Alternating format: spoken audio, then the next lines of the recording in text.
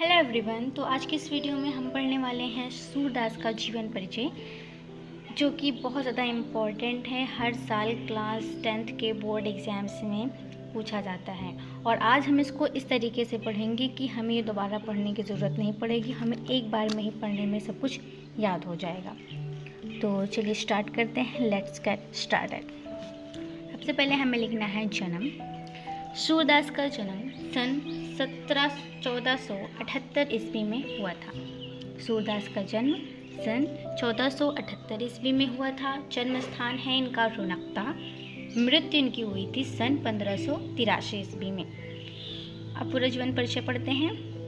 जीवन परिचय हेडिंग डालेंगे, फिर लिखेंगे महाकवि सूरदास का जन्म सन 1478 ईस्वी में आगरा से मथुरा जाने वाली सड़क के पास रुनकता नामक गांव में हुआ था। महाकवि सूरदास का जन्म सन 1478 ईस्वी में आगरा से मथुरा जाने वाली सड़क के पास रुनकता नामक गांव में हुआ था। सूरदास जन्मांध थे, यानी जन्म से अंधे थे या नहीं थे, इस संबंध में अनेक मत हैं। ये बचपन से ही विरक्त हो गए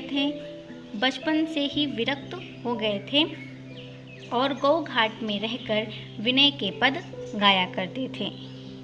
एक बार वल्लभाचार्य गुरु घाट पर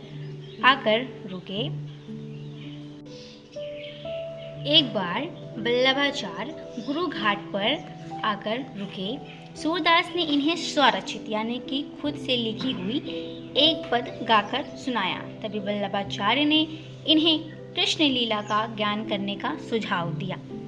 ये वल्लभाचार्य के वहीं से ही शिष्य बन गए और कृष्ण लीला का गान करने लगे।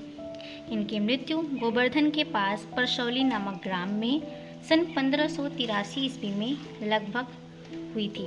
इनकी रचनाएं हेडिंग डालेंगे, फिर लिखेंगे इनकी रचनाएं निम्नलिखित हैं। सूरसागर, सूरसारावली, साहित्य लहरी आदि हैं।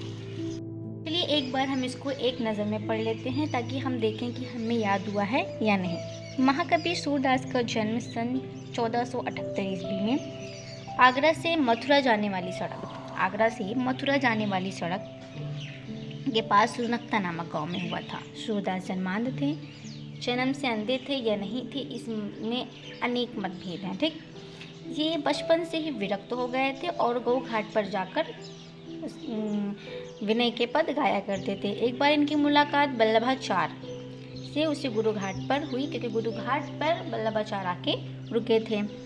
वहीं पर सूरदास ने इन्हें स्वरचित खुद से लिखी हुई रचनाएं के कुछ पद सुनाए। वल्लभाचार्य ने इन्हें श्री कृष्ण की लीला का ज्ञान करने का सुझाव दिया। ये वल्लभाचार्य के शिष्य बन गए। वहीं से इन्हें सुझाव अच्छा लगा और ये वहीं से ही वल्लभाचार्य के शिष्य बन गए और श्री कृष्ण लीला का ज्ञान करने लगे। इनकी मृत्यु गोवर्धन के पास परसौली नामक ग्राम में 1583 के लगभग हुई।